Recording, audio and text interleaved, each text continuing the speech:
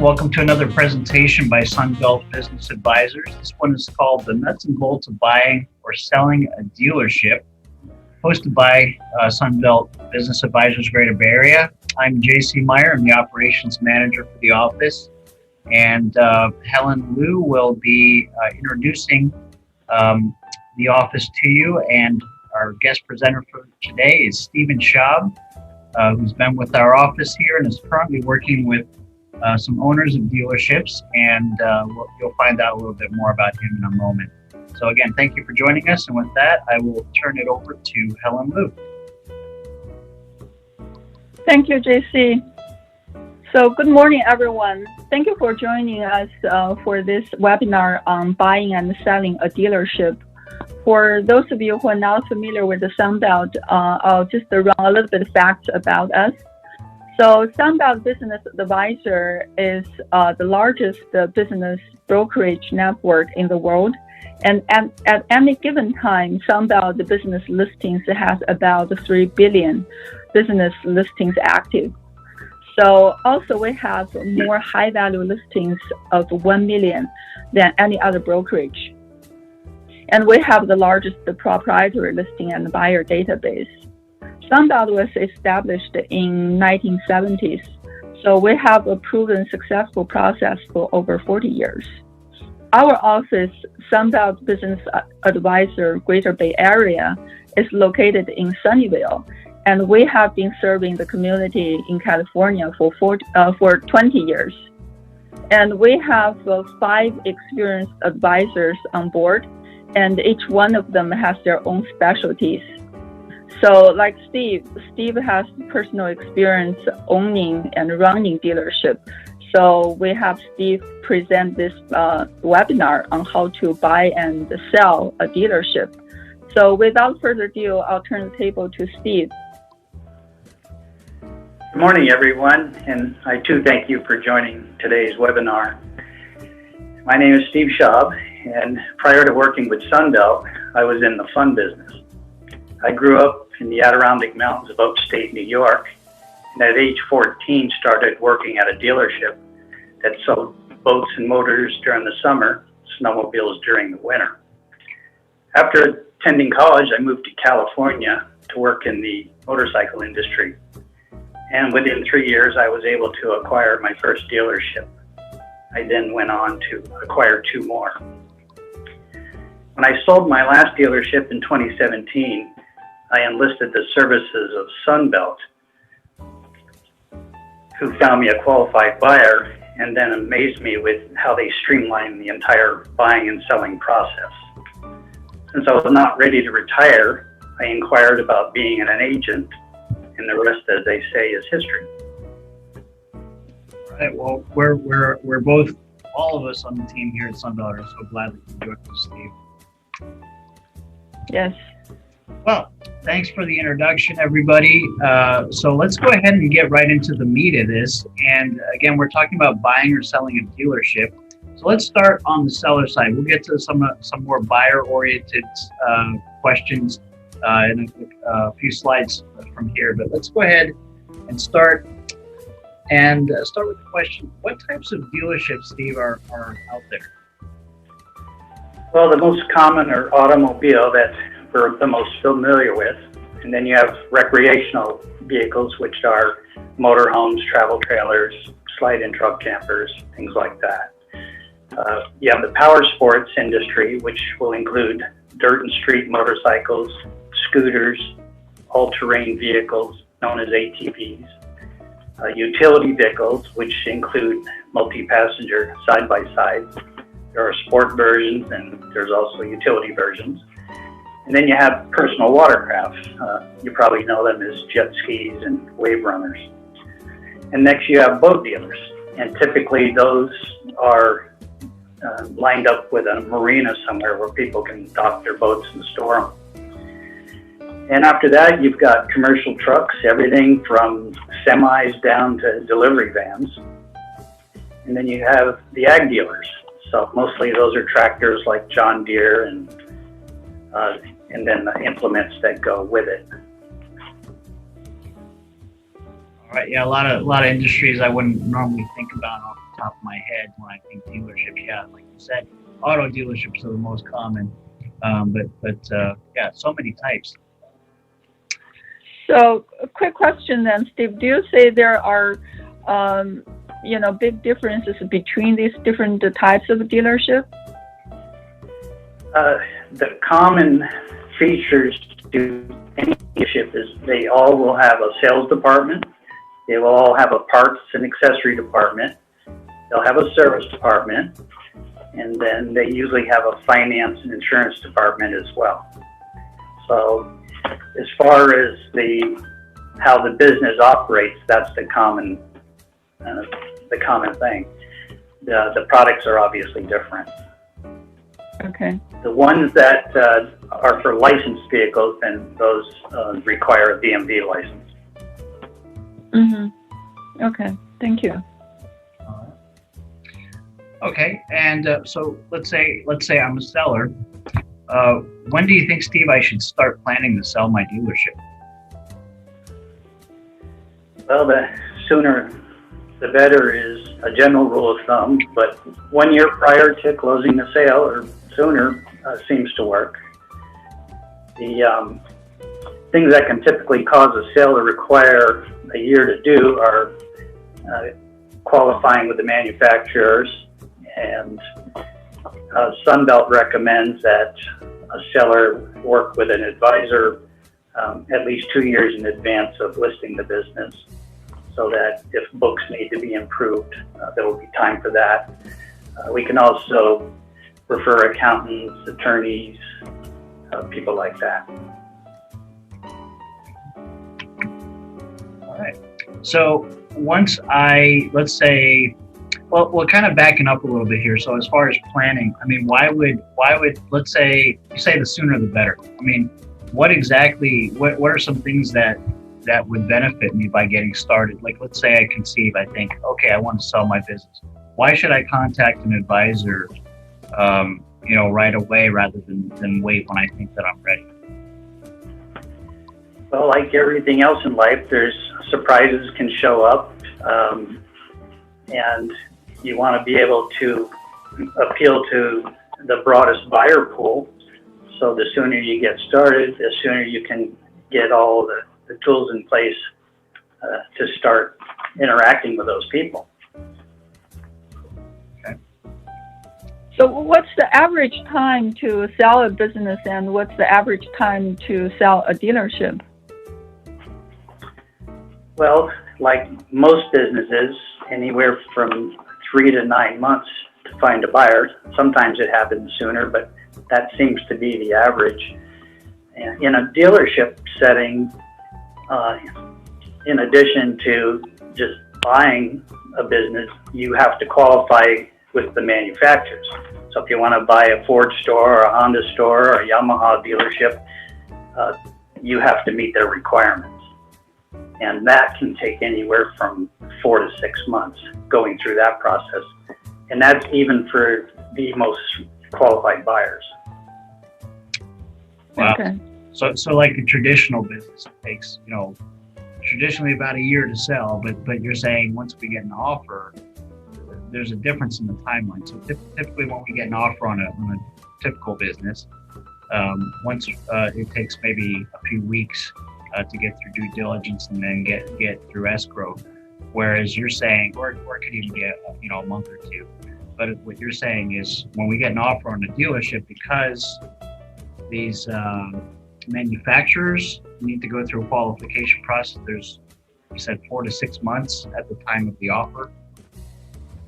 Yeah, there have been many dealerships that were put on the market and within a month had an offer to buy, and then it's from that point that it takes the 4 to 6 months to get everything else done. Okay, good to know. All right, and what would you say in the industry is the primary motivation? Why are people selling their dealerships if they are? Well, the three most common reasons, which I think applies to just about any business, is people they're at that age where they want to retire. Maybe they're experiencing some kind of health challenge or difficulty. And then for lots of people, they just want to pursue other interests or maybe move out of state. So the number of reasons are limitless, and those are the three most common. Do you find at all that any dealerships that come across your table seem to be, sloping in sales? Is this maybe some result of COVID or anything like that, where dealerships are seeing a decline in business that might be causing them to want to sell their business?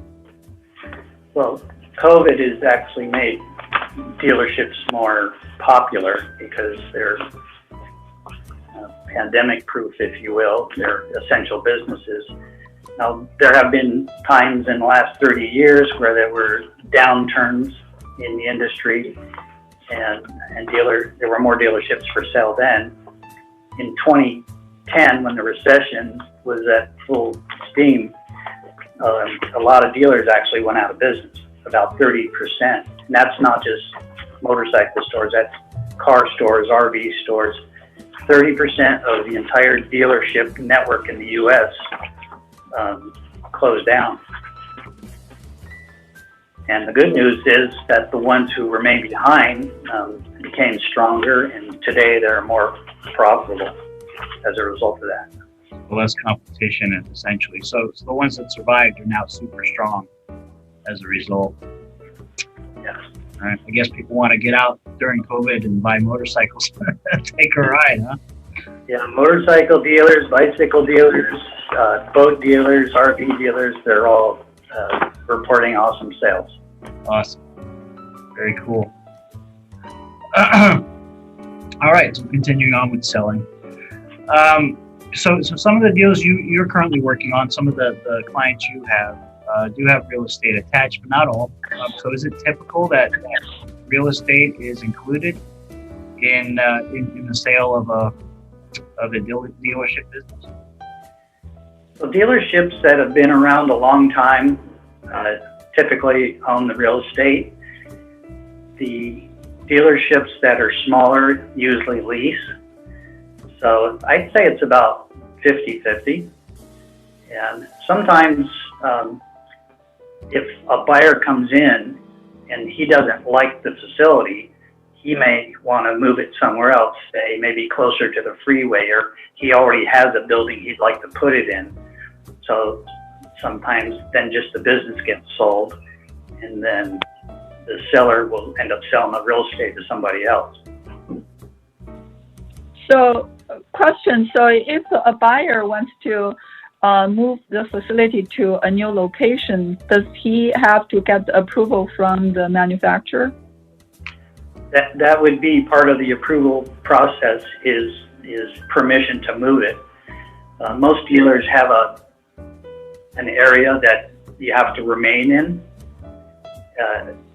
Okay. Like Honda won't let a dealer go in, say, 15 miles away from another Honda dealer. Mm-hmm. So dealers have then some sort of allocation then, or they have designated areas that are approved?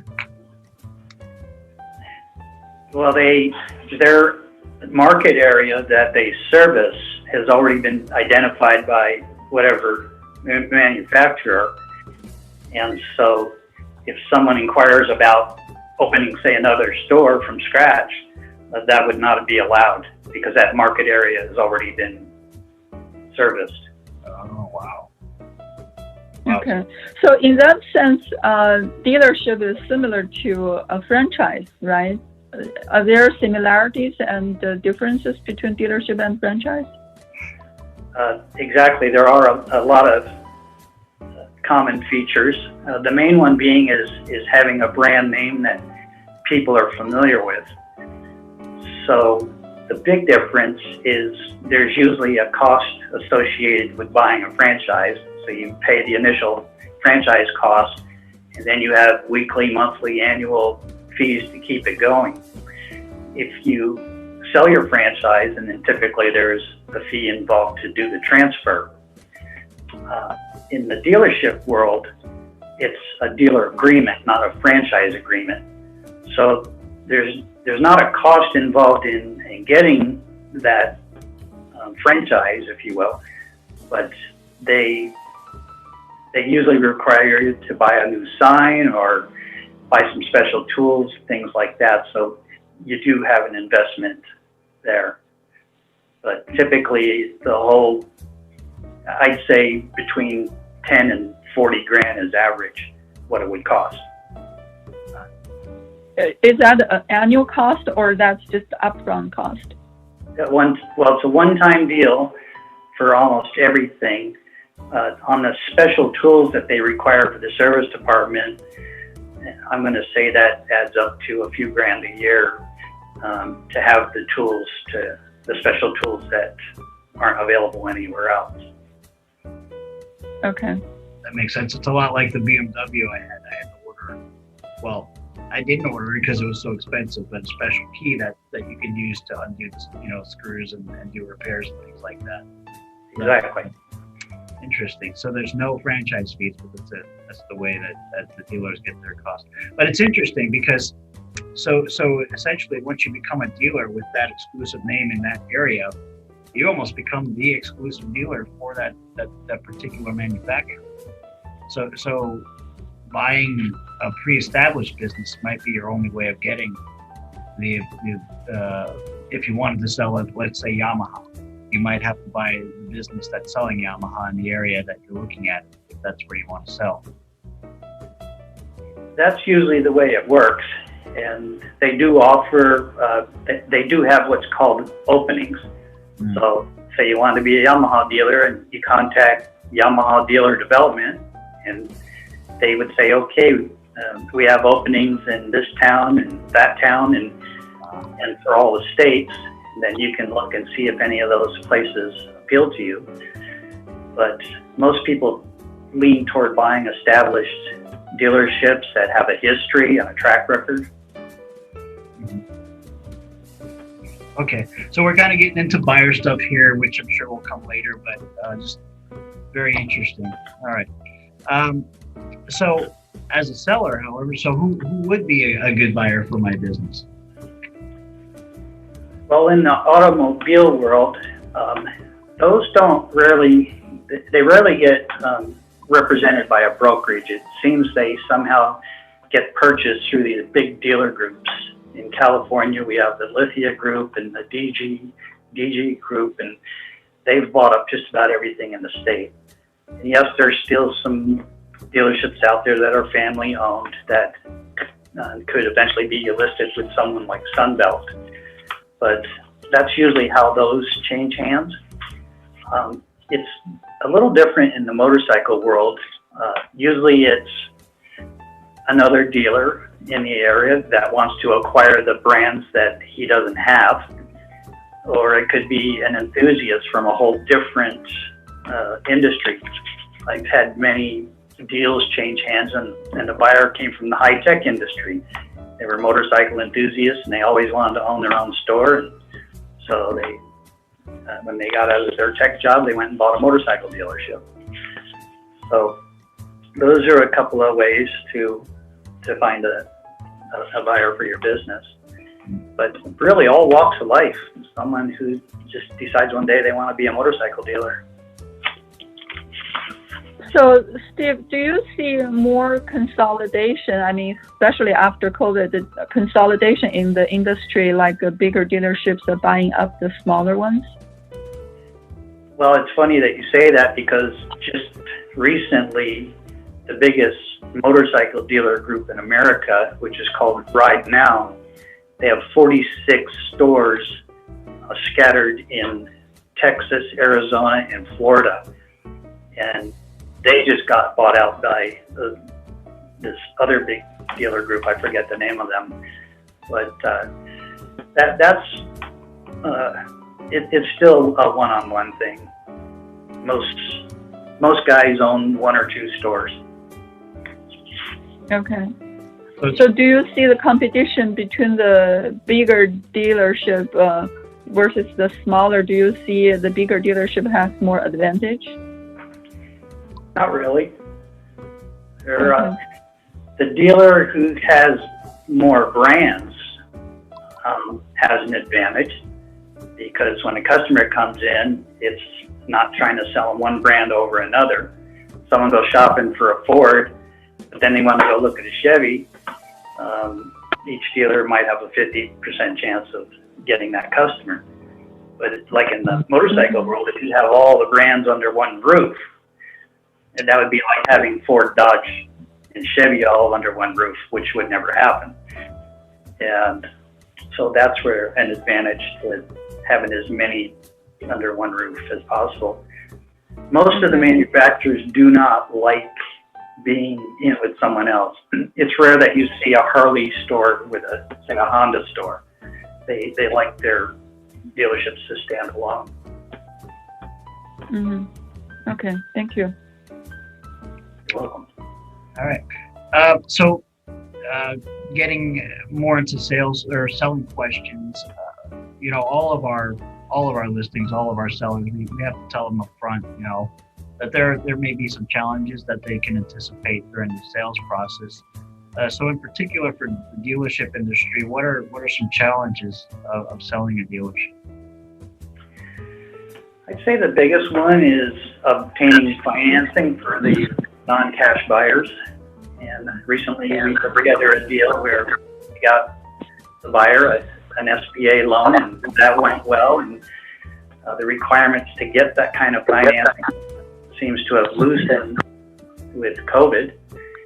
So, but the guys who don't have a big down payment, it's sometimes difficult to get them approved. Another would be just the usual surprises that can show up during due diligence. There might be in the selling part of it, there might be 2 or 3 partners that own the same store, and one of them gets sideways with the other, and then they have different thoughts about selling it. It's rare that occurs, but little things like that can show up. But another big part is you do have to be patient with the normal, the longer than normal approval process, which the manufacturers cause that problem.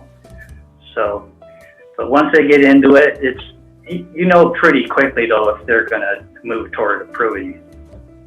So once a buy-sell has been agreed upon, a selling price, the buyer either can come up with all the money or has been pre-approved. That gets the manufacturer's attention to try to accelerate it. Have you been successful in getting SBA funding for any of your listings? Yes, I just put together one recently, and it was a $1.6 million purchase. And SBA the bank that SBA is using, Union Bank, they actually loaned the guy another $100,000 working capital because they thought he was that qualified. Wow. Did he have to acquire, the buyer, did he have to acquire additional funding for the inventory on the lot, or was that all part of the general SBA loan? That's a great question. A lot of people are not aware of this, but when you drive by a car store or a motorcycle shop or an RV dealer and you see just dozens and dozens of inventory out there, it's rare that stuff was bought by the dealership. They have what are called flooring plans. So I'm just going to use Honda again as an example. So if a dealer orders a dozen Hondas and they're $10,000 a piece, Honda will ship those motorcycles to the dealership. But then they send the bill. Well, in this case, Honda is their own flooring company. So they send it to their flooring company and they get paid. So in their eyes, Honda's made the sale. So you have these 12 pieces of inventory sitting on the floor. Once they're sold, then the dealer agreement states that they have to be paid off within 7 days. And that works whether it's RVs or cars, it's the same process. So it's kind of like the dealer gets as much inventory he wants without having a cash investment. And so that's part of learning how to effectively run a dealership, is to try to turn your inventory within 90 days, so that, because usually it's 90 days to 6 months of free interest, and that's when the interest clock starts ticking. So that's when dealers get nervous and they want to. That's the best time to buy a car or motorcycle, is if the vehicle's been there for a few months. Little trade secret there. A little tip for the consumers. All right. Awesome, Steve. So a very big part of selling our businesses, no matter what industry, is that the key employees remain in place, or really the entire staff, because that's going to reduce the risk of the business not performing like it did under the previous owner. So it's very tricky to let the staff know that there's going to be a new owner of the business. It can get kind of hairy. So when is a good time to let staff know in a dealership that the business is being sold to a new owner?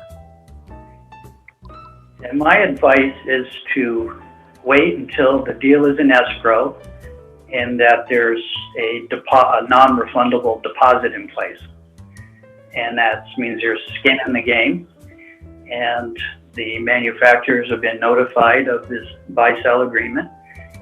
And by then, it's usually a strong deal. So that's probably the best, but there are times that dealership personnel already know that the owner's is trying to sell because of his health issues or wants to move out of state, things like that. But most dealership employees that are worth keeping, they want to stay put. They have the ability to work wherever they want, but for some reason they like that dealership and they like the other people they work with in other departments. So it's rare that, and in fact I've never seen it happen, where a buyer comes in and cleans house and fires everybody, and then, I mean, that would be a disaster. So most guys are smart enough to hire everyone on a 90-day trial basis and leave their pay alone, and then they get reevaluated in 90 days. And in the case of my last store, 3 of my employees got big raises. They were nervous about their future, and they all got big raises. So anyway, you take each deal separately and decide when's the best time to let everyone know. Yeah. So Steve, I know in other cases, for us as the intermediary, we keep all the, communication confidential, just strictly dealing with the authorized owner, keep all the communication to that person directly, without, disclose potential sale of the business to any other parties, basically, including the employees. Is that also the case for dealerships? So maybe you can talk about how we handle the transaction as the agents. And also, I know toward the end, once the deal is in escrow, buyer usually likes to interview a few key employees. I guess that's probably also why that's the time that the owner, the seller, needs to disclose, okay, there's this possibility of sale now. Well, discretion, as most of us know, is very important, and you don't want, in addition to your employees finding out prematurely, the same applies to customers and vendors, and so you want to keep it quiet for as long as you can. But usually when it hits escrow, someone lets the cat out of the bag. It could be the seller's kids, or someone said something somewhere, or one of the manufacturer reps, even though they've all signed NDAs. It gets out there. But if it happens after things are in escrow, then it's usually not a problem. Right. Okay. All right.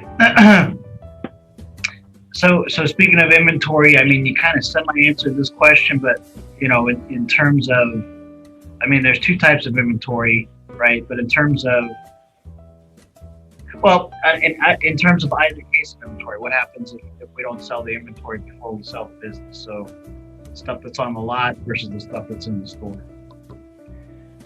Well, pre-COVID, that was a concern a lot of buyers had. They would look at the parts inventory and accessory inventory. And so let's say there was 300 grand worth of inventory there, but 200 of it had been there for over 3 years. So that type of inventory usually gets adjusted down in cost from anywhere from 10 to 40%. So anything that's on the shelf that's purchased within the last 12 months, that would change hands at the current cost.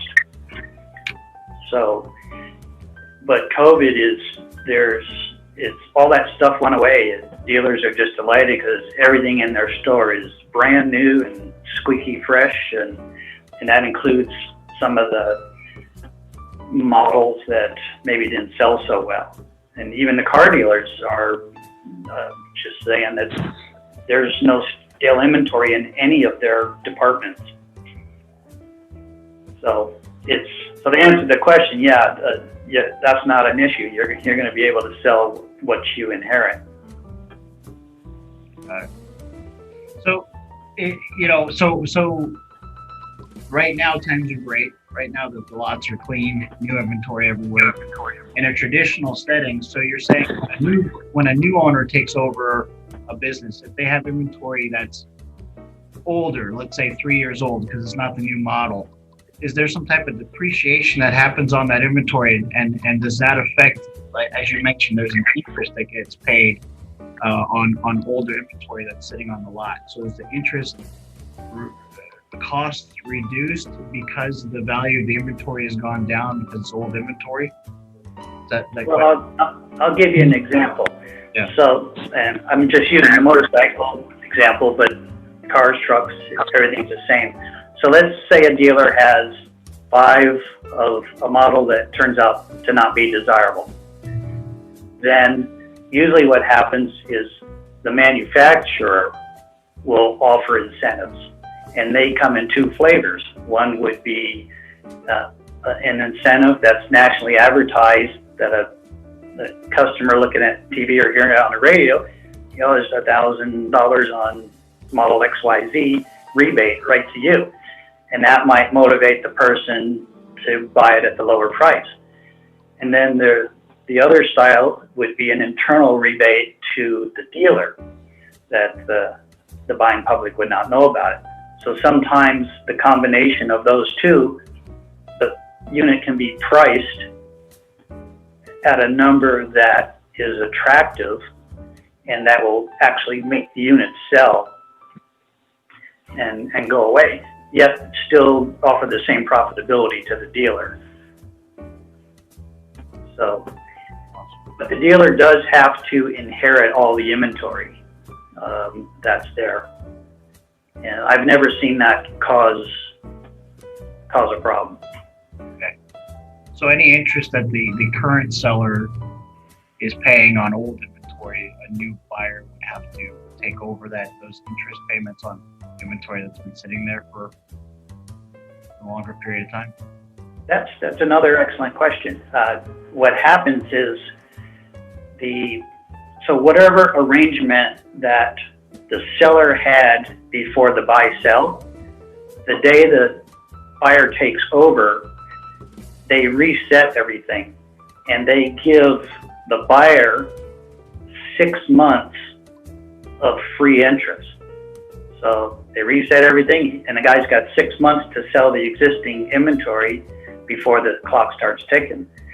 And most manufacturers actually have a secret pool of inventory of the more popular models, so that if the store at the time of the buy-sell is out of that particular popular model, that they manage to get him some just to get him going. I've always admired that about some of the manufacturers. Okay. All right. Well, we already kind of covered COVID's effect, but is there anything else that you think would be good to know about how the COVID shutdowns and things like that have affected the industry? Well, it's actually mostly positive because discounting is rare. The dealers are a lot more profitable, and most of the people are sold. Guy comes in and pays for it without even looking at it. So a lot of these dealers have all this extra cash they're hanging on to, just waiting for the item to show up and call the customer to come get it. So that's some of the positive things happening. The downside is demand is exceeding inventory, and all of the manufacturers are back to full production, but they're even have hired extra people to try to satisfy the additional demand, but parts has become an issue in some places. So I heard recently there was like 1 million bicycles, different industry, but 1 million bicycles sitting in warehouses with no seats because the seat manufacturer couldn't make them fast enough. So they're working on fixing that. Wow. Man, I think I'm going to buy a dealership, Steve. All right. So we've gotten through the seller questions. We've got, just to keep everybody on track for time, we've got about another 20 minutes of this webinar. We'll probably answer some Q&A questions maybe in the last 5 or 10 minutes of the webinar. So if you don't know, Zoom has a Q&A feature. Please click on the icon that says Q&A if you have any questions, and we'll get to them at the end of the presentation. But with that, let's move on into some of the buyer questions. There's obviously a whole lot more to find out about selling a dealership, and that's what our office is here for. But we had some questions for Steve about what buyers might want to know. So if I was going to buy a dealership, Steve, in particular, what kind of licensing do I need to become a dealer? Well, if the vehicles that you're selling are going to be used on the street, then they have to be registered, which would require a DMV, Department of Motor Vehicle dealer license. So that would be the first that a buyer would have to get that, because the existing one the seller has is not transferable. The buyer has to qualify on his own. And the second would just be a Bureau of Automotive Repair license, which allows them to perform service work. And the third is just a common business, a city business license for wherever it's located. So for the first 2 licenses you mentioned, one's through the DMV as a dealer, the other one is, I'm sorry, what was it? It's a state license, Bureau of Automotive Repair. That. So are there any specific requirements to get that, or is it just a matter of filling out paperwork and paying fees to do that? Pretty much that's all there is. You can't have a felony. So if you're a person with a felony, then you're going to have to, and you want to buy a dealership, you need to put it in someone else's name, because they will not give you a dealer license with a felony or a DMV license. Okay, so it sounds pretty cut and dry on the licensing aspect of it. Nothing special, really. Quick question on the last one. Sorry, I didn't realize I was muted. So, what's the time frame for the application of this licensing? Those happen pretty quick. It usually, once the deal enters escrow, then the buyer starts working on all of those items. So you work with a DMV investigator is who they assign to you, and you basically fill out the application and you pay the fee and you tell them how many dealer plates you want, and they do the background check, and it's as simple as that. The sales tax is another thing you'll need a permit, and that's through the State Board of Equalization. and that's the same thing. That's pretty easy to get. And the Bureau of Automotive Repair, I believe they send a person by to look at your service department and make sure that you have all the safety equipment in place, things like that. But there's some rules about, like when you take your car in for service, the dealer or the repair shop is required to give you an estimate, if you will. And if once they get into the diagnostic phase, if they find something else, they have to call you and say, hey, we quoted you $100 to fix this problem, but we found this other problem. Do you want us to leave it alone, or do you want us to fix it? So it's that there's rules like that they have to get schooled on. Okay, but essentially the investigation is on the existing dealership if you're buying an existing dealership, right? No, it's on the person. It's on the buyer, not the seller, because the seller already has licenses in place. Yeah, but if the buyer is setting up a new company to buy this existing dealership, so what is the investigation going to be covering? Just the person, the buyer, and his background. Okay. Yeah. Okay. All right. Great question, Helen. Thank you. So as a buyer, I mean, we already covered this again, but maybe we can elaborate a little bit more. As a buyer, do I have to buy the inventory with the business? Yeah, that's the manufacturer will require that. And the seller, sometimes the seller wants to, like if it's used vehicles are included, the seller might want to keep all the used inventory. But as a buyer, they want as much inventory as they can get, especially if it's desirable or unique. Right. So, yeah, it brings up something interesting. So if it's used inventory, usually that's something that the previous owner bought themselves. This has nothing to do with the dealer. Is that correct? Well, all dealerships, they have what's called their new inventory and then their pre-owned. And most dealerships prefer selling used vehicles because they make a lot more money on them. They don't buy them or take them on trade unless they buy them at the right price. And they need to be able to recondition them and safety check them and make sure that they're safe to sell. So some dealerships will just actively have a message on their website that they buy used vehicles, paid for or not. Same thing with car dealers. A lot of car dealers buy their used inventory from auctions or leases that have matured. So there's a variety of sources for used inventory. Right.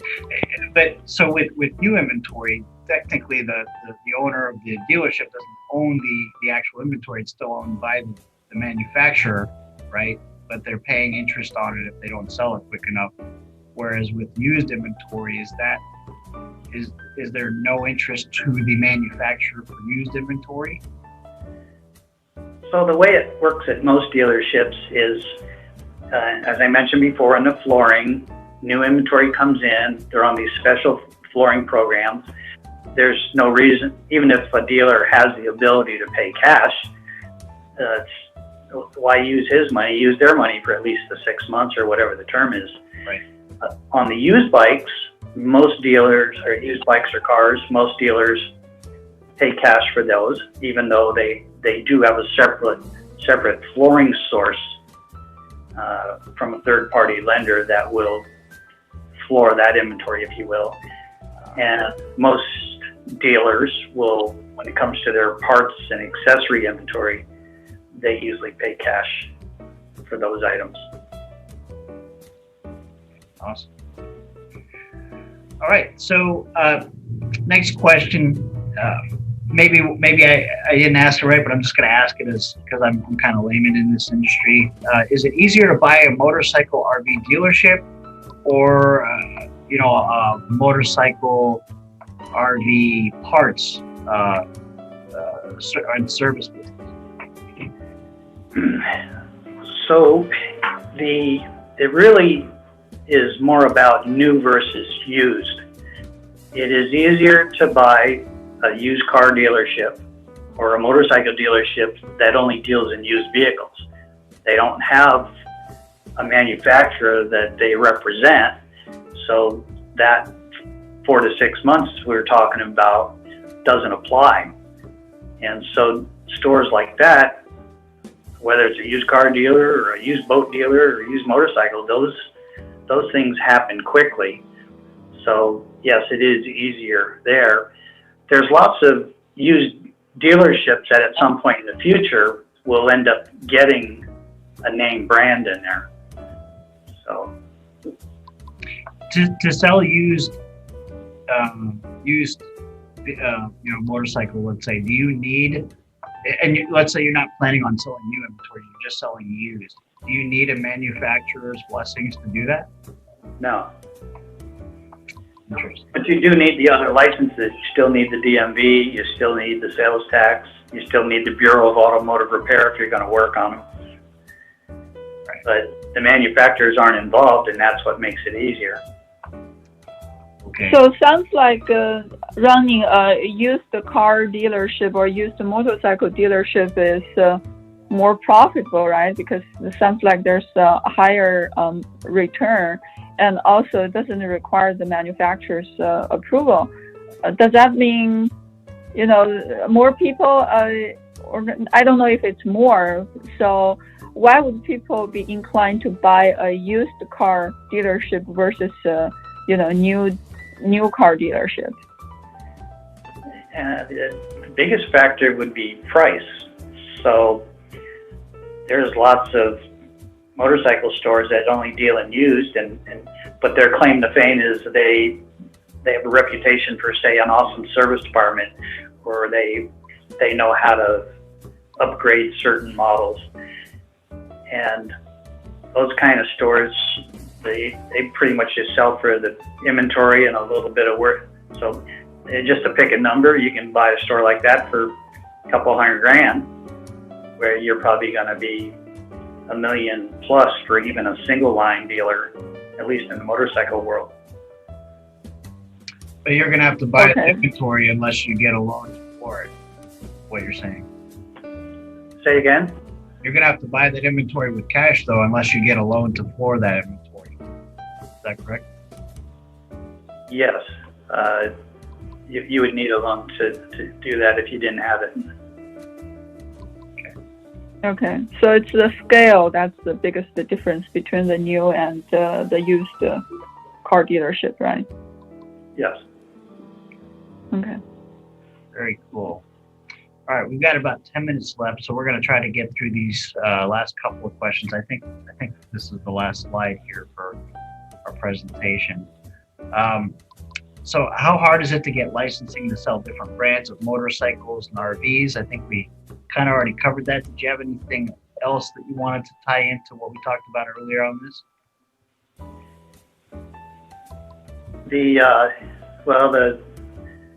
Go ahead and bring that second question up, because that one, so we pretty much covered the first one. Okay. The manufacturer's requirements are, if the buyer has the ability to pay cash for the store or the existing dealership, and he's been pre-qualified and has a loan commitment, then usually the manufacturers will rubber stamp it. They will usually give the guy a flooring line, and the exchange will happen. So it's mainly qualifying the buyer is the big hurdle. So do they have to have previously worked in the industry before in order to qualify? Is that relevant? They if the guy is an enthusiast, I should say guy or gals, anyone, sometimes there's multiple people. There was 5 family members that bought my last store, and they were all enthusiasts, but they owned a bunch of other businesses, and so they came in with a lot of expertise, and they have done quite well with it. But I would have to say the manufacturers that I used to represent, they were all concerned about that, but they really can't not approve a buy-sell agreement. If both parties are in good standing, meaning the seller, all his bills are paid and there's no issues, and the buyer qualifies, they have to allow it. In terms So of, the financial qualification is the number one reason to get approved or declined. Yes. and no film. Okay. I'm learning, Steve. See, I'm paying attention. All right, and so now that things are flourishing for these dealerships, what's the competition like out there? Well, the good news is, as I mentioned earlier, at least in California, all the states, 30% of the dealers went away. And where there used to be lots of competition, you don't see it as much anymore because all the dealers have learned that they have to be profitable in the units they're getting because they're not able to get as much as they used to. So they're holding out for basically retail. So that's the competition. You don't see it happening like where a person would go to 5 different stores and get 5 different prices and buy from the lowest one. They're all pretty much holding the same price. So yeah, competition, it's strong and healthy in California, but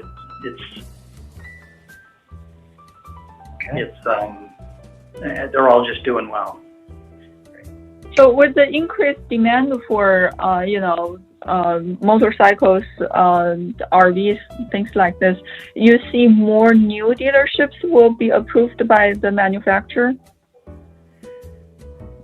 I don't think that number's going to change. It's just if a dealership becomes available, then they have to deal with that reality that the person that's run it for all these years wants to sell it for his reasons.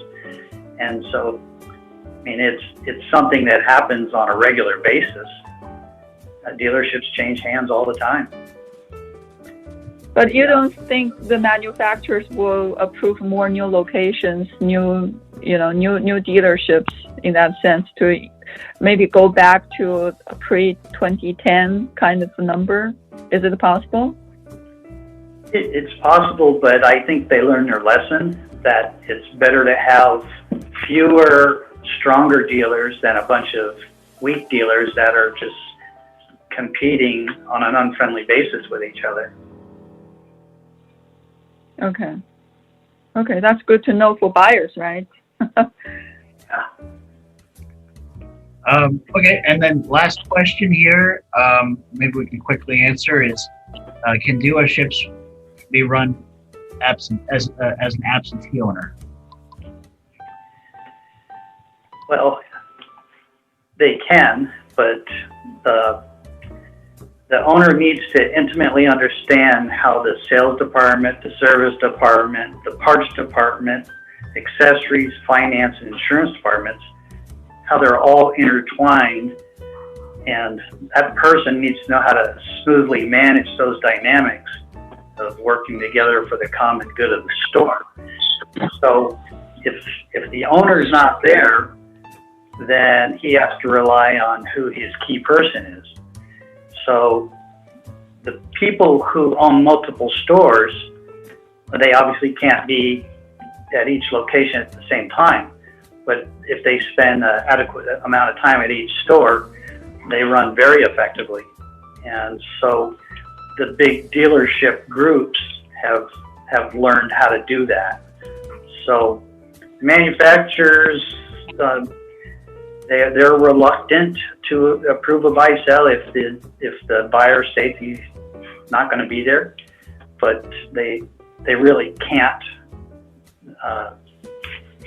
deny it. They still have to let it. If the guy qualifies in every other aspect, they still have to approve it.